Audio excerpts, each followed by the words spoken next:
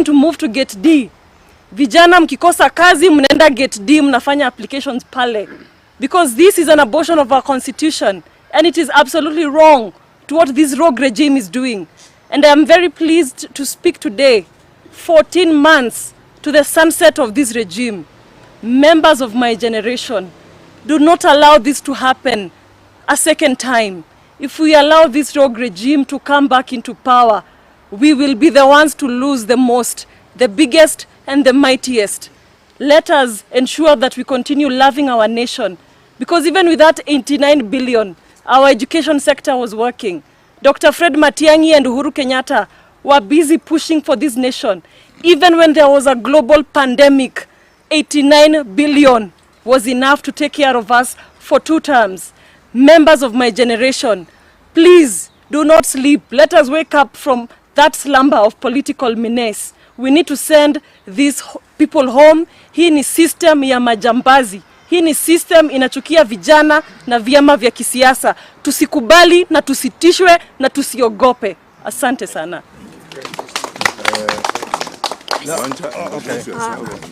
Thank you very much. My name is Wanja.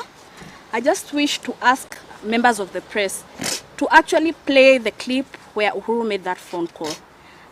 I don't see anything else that would have annoyed them much other than the fact that he called for democracy. He also called for people to respect political rights of others. Under this regime, political parties in Kenya have been having a very high mortality rate. Is it mortality or morbidity? They have been dying.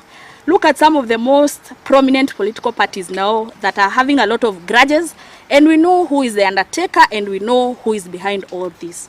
Like all other employees who have worked and left their workplaces, Uhuru Kenyatta has a right to his pensions. We cannot decide that out of him exercising his political rights, we can take them today and then tomorrow when he quote unquote toes the line, you give him back his money. And lastly, yesterday in the evening, one of the most prominent governors who was elected under the ruling party did not speak much, but he said that if he's going to vie again, he will not, he emphasized not, vie with this current political party. One would ask, why would such a prominent governor say that to the whole public? It is because, like all other people who are elected under that party, they do not have faith in this regime. Therefore, the president, his agents, should focus on the real issues. We are talking about capitation, we are talking about money to the governors, we are talking about employment. The last thing that should bother them for a whole weekend is Uhuru's phone call to his supporters. Asante. That's Wanja, our leader of people living with disabilities in Jubilee Party. And she was speaking on behalf of people living with disabilities. We will conclude this press conference by in addition to what we have presented in our statement, by saying this. And after this, ladies and gentlemen of the press, we will take 1 or 2 questions. There is a time in life you hope that in a serious country like ours, there are things you do not need to spend time on. I mean, there are retired presidents across the continent. In Nigeria, there are, I think, 3 or 4. President Kikwete is here in Tanzania. In Botswana, there are quite a number. In Mozambique, there are quite a number. You know, the kind of pettiness that we have seen this weekend and primitivity in addressing the retired president is shocking. We chose democracy. We know that our current president and his team did not support this constitution, but they swore to protect it. And it provides an opportunity for all of us to respect freedom of expression and freedom of association. Our party leader is going nowhere, and our party leader will continue to express himself. It is his constitutional right. In fact, you can go ahead and do what you please, because the kind of behavior we have seen from elected leaders is shocking.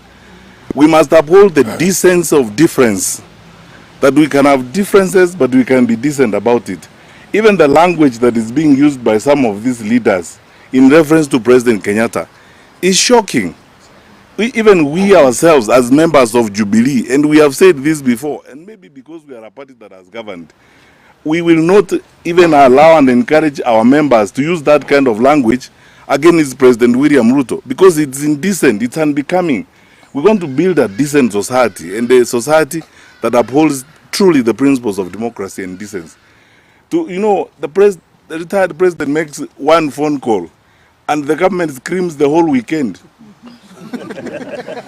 What kind of people are these? And we are reading now the Kenya National Bureau of Statistics, a public sector government agency, has told us clearly with data and statistics that 2/3 of the stories they have been telling us are just blatant lies. On a weekend when senior members of your party are announcing that they will not defend their seats on your party's ticket, when it is clearly displayed to the world that you are a sinking ship, would you be spending your time insulting your predecessors? It's amazing. We want to ask these brothers and sisters of ours in government, there's work to be done, a lot of work to be done. Let's focus on that work and build our country. President Kenyatta is retired. He is a member of Jubilee. He is going to be a member of Jubilee and is playing his role as a member and the leader of Jubilee. Leave him alone. Let him carry on with his businesses. You have a country to run. You have a government to run. I mean, tell us about all these goons walking around with police officers. There are places in this country, even last night people are calling me, suffering from cat rustling. People have lost animals and livestock and so on. In that particular environment, you are spending all your time insulting the retired president. And those elected leaders, I want to ask them, sisi tunawaheshimu, we are not going to walk down that hole or behaving like Precambrian people, insulting others for no apparent reason. Tutawaheshimu, hatuwezi kuwatusi. Lakini tafadhali, let's build a modern country. Kenya is a serious country. When you see the kind of arguments we're having, it's a joke. What is going to happen when we have 2 or 3 or 4 retired presidents? How many are there in Nigeria? Retired presidents who are going about their businesses. In the US, in the UK, there are 6 prime ministers who have left office, who go to BBC, they go wherever, there are programs. President Clinton has been retired for I don't know how many years. He attends the Democratic Party convention every year. President Obama, the same thing. They campaign for their candidates. And the world has not come to an end. Then in Kenya, some people whose world view is essentially a village view. They are now busy insulting President Kenyatta for just making a phone call. 2 last points. My fellow Kenyans, when you see this language and you see these people talking like this, you must be asking yourself the question that I'm asking myself. Do you want another 5 years of this arrogance and self-destructive hubris? Another 5 years of that? No way. Is that how we are going to live? I mean, where a retired president makes a statement and is insulted the whole weekend? What are we telling our children? What are we telling our young people? That is the kind of country we want to have?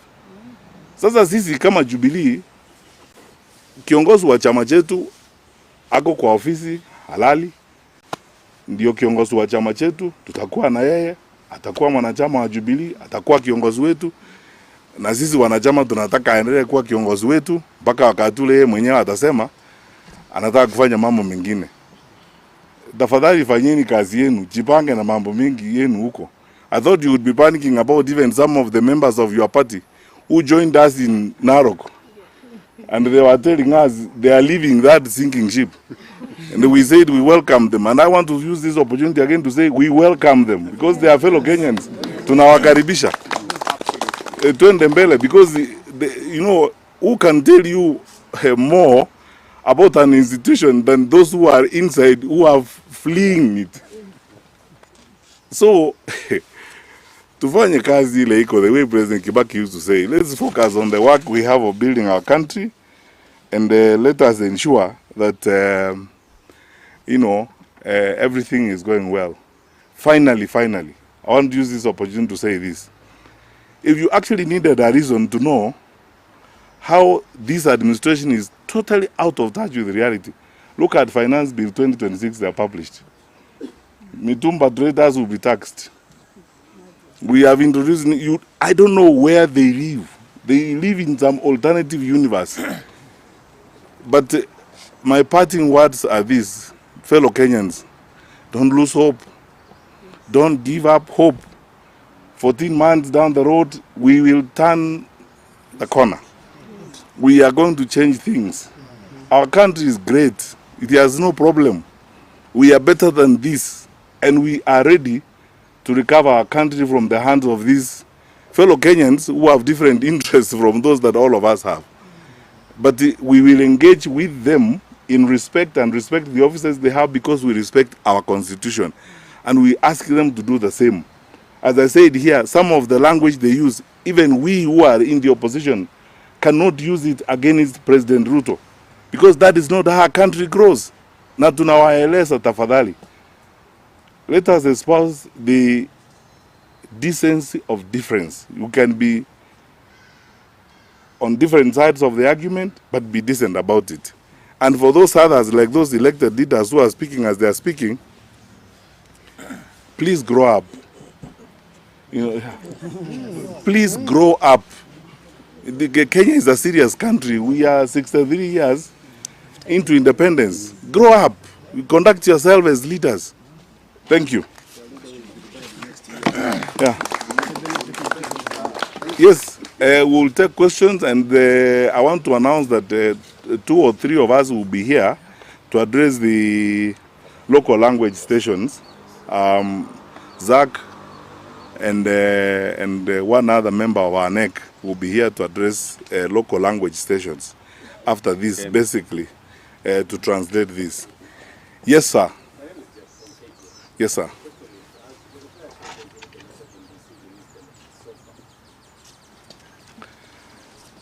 The president has been receiving some of his benefits, and his treatment, I mean, I must say here, it's just that President Kenyatta is a gentleman.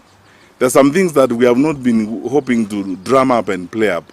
Because as somebody who served in government at a senior level, I am shocked. You know, handling a retired president is the easiest thing on this earth. For any government to do, the easiest thing on this earth. Because the constitution prescribes what he should get and how he should be treated. When the cars are 4 years old, they are supposed to be replaced. When the employees he decided to go with are treated differently and so on. I mean, when the president can't even be given very basic benefits that he deserves, it's just that he's a gentleman. He doesn't want to make issues about it. And then he's focusing on going on with his life.